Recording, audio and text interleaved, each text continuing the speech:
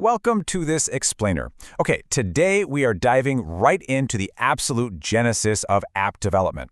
We're talking about finding a problem that is actually worth solving and pinning down your unique value proposition. Have you ever been hit with just a brilliant idea for an app, only to kind of wonder, well, where do I even start? Honestly, most people just jump straight into coding, but as you'll see today, that is pretty much a fatal mistake. I want to hit you immediately with this jarring statistic. 42%. Just think about that number for a second. That's nearly half. It's a number that completely shatters the illusion that just having a, great app idea and coding it up is somehow enough to succeed out there. Now, what's really interesting about this is the top reason highlighted for failure. 42% of startups fail because there is literally zero market need. None. That means almost half of all founders out there spend months, maybe even years, and thousands upon thousands of dollars building a solution for an absolute ghost town. Well, we're going to make sure you aren't one of them. So, to avoid that fate, here is our roadmap for today. We'll cover the startup death trap, loving problems instead of solutions, the jobs to be done framework, the validation check, and finally, crafting your unique value proposition. All right, let's get right to work. Section 1. The Startup Death Trap, Avoiding the Death by Demo. There's a really massive difference between how an amateur starts and how a seasoned founder starts. The natural instinct for most of us is to just walk up to someone and say, hey, here's my idea, what do you think? Right? But actually, scratch that. That is entirely the wrong way to go about it. Doing that leads straight to what's known in the industry as death by demo.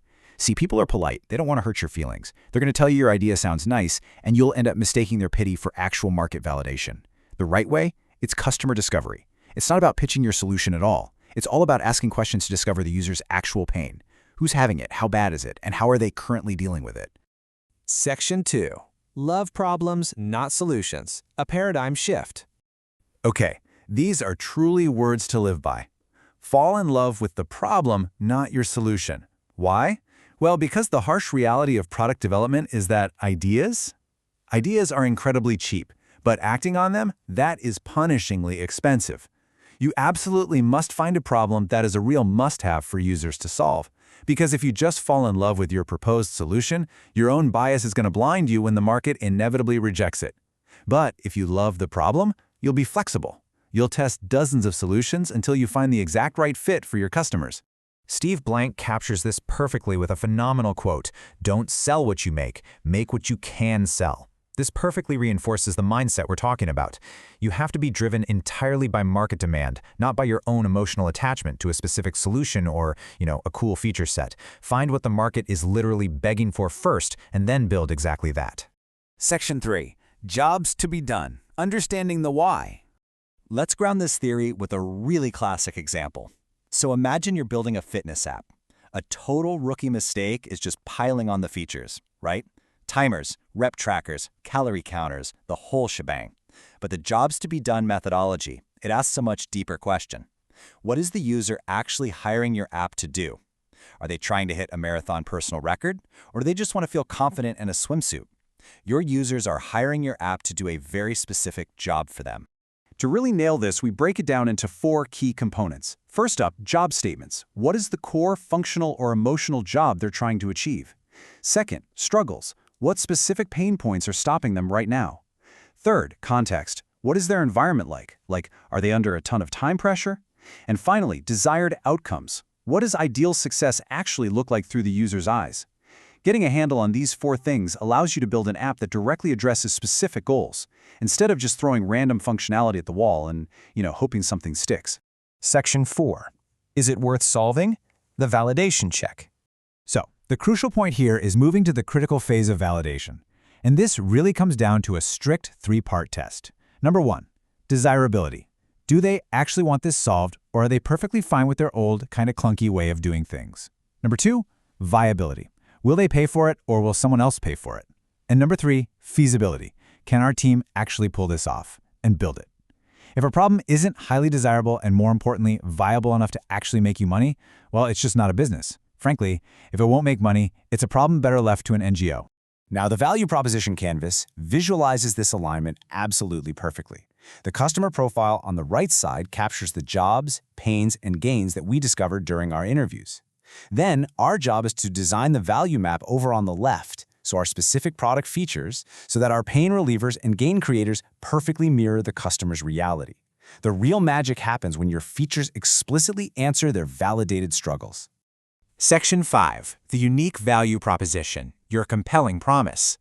Your unique value proposition, or UVP, is a single, crystal-clear message that states exactly why you're different and why you're worth paying attention to.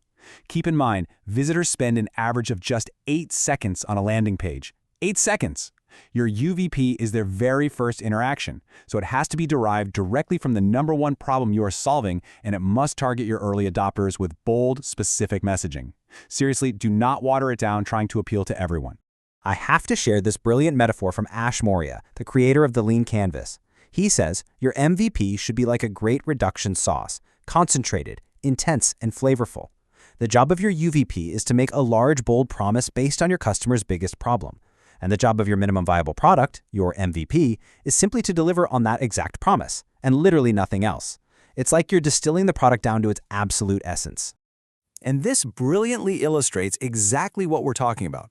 Take Cloudflare's Lean Canvas as a complete masterclass in this approach. The founder, who was a new parent, noticed this perfect storm: a massive surge in baby photos, absolutely zero free time, and incredibly high demand from the grandparents.